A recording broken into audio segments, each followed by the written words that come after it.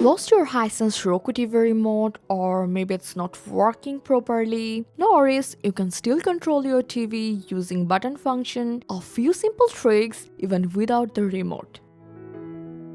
So if you don't have your remote, first look for the physical button on your TV. Most of the time it's located on the bottom edge, but if you can't find it there, check the back of your TV then. And once you find it, you just have to press the button to turn on your TV first. And then press the button again and a menu will pop up on the left side of the screen.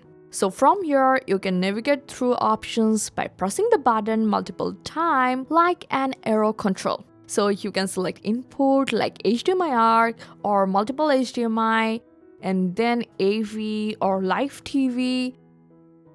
So now to go back to the home screen, select home whenever needed.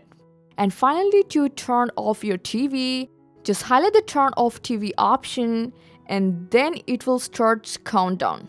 And after 3 seconds, your TV will shut down by itself. But keep in mind this button has some limitations, so it won't give you full control like a remote. That's why there's another easier option using your phone. So it's really handy, works like a full remote.